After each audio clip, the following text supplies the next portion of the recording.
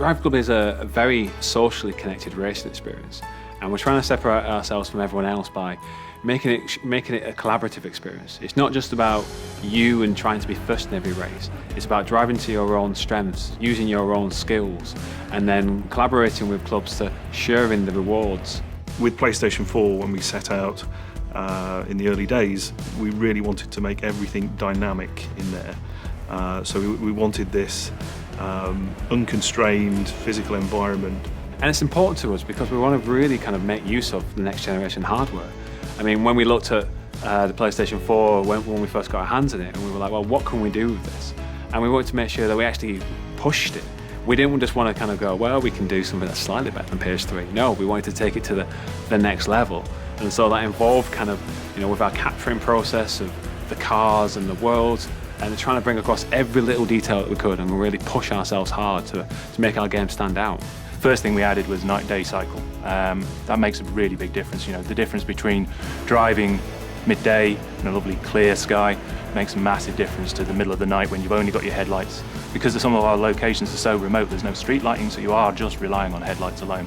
So it just adds a whole big variety to the gameplay experience and also helps with the difficulty curve as well. Our vehicle artists are just insane sometimes.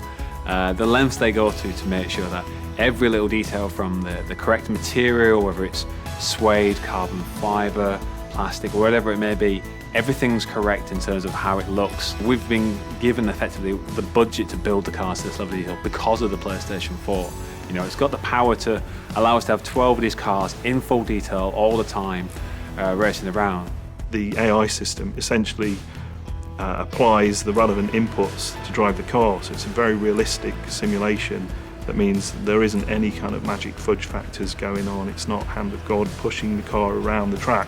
It's all completely plausible. And then there's a strategic layer that the guys have built on top of that. That's that kind of opportunistic racing where if it's a car like the McLaren P1 with KERS and DRS systems at its disposal, it'll leverage that to the best of its ability to jump into the little gaps or to scoot round a kind of hapless opponent. It's not that kind of sterile racing. Yeah, as with everything in Driveclub, we try to keep it as dynamic, as changeable as possible. We repeat the experience for challenges and for special tour modes and things like that, but generally if you just go in and play, it'll be different every time. So you'll get the option to say, oh, I want a stormy sky and I want it to rain. That will be completely up to the seeded system in the background. So it's a random system and it's a variation on a theme, but you'll always get something different every time, even if you go in with the same settings. We really wanted to kind of make these worlds feel alive, and also that every race that you play, every lap that you do in time trial, it feels different. It kind of keeps it alive and makes it feel like a living, breathing world.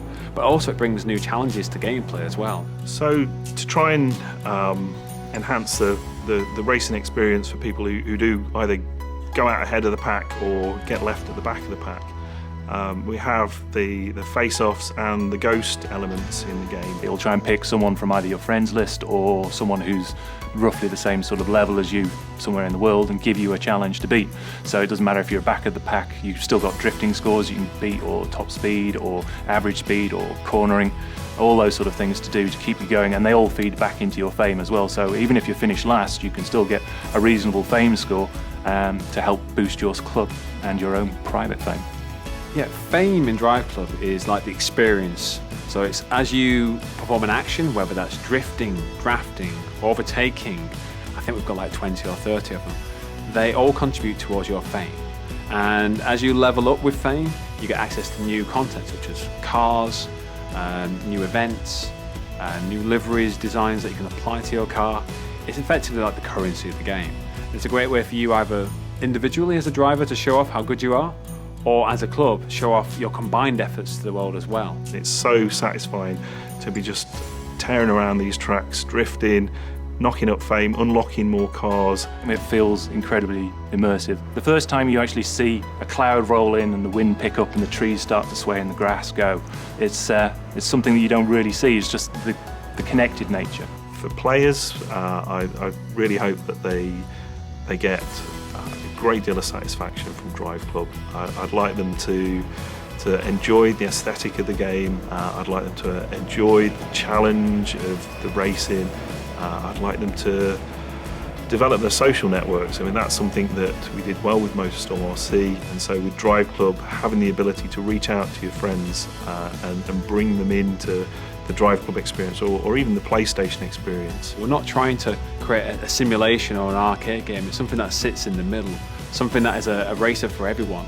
You know, if you are that kind of super hardcore racer, you can get the most out of our handling model. But if you're new to racing, then you're still going to be able to pick it up, play it and have fun.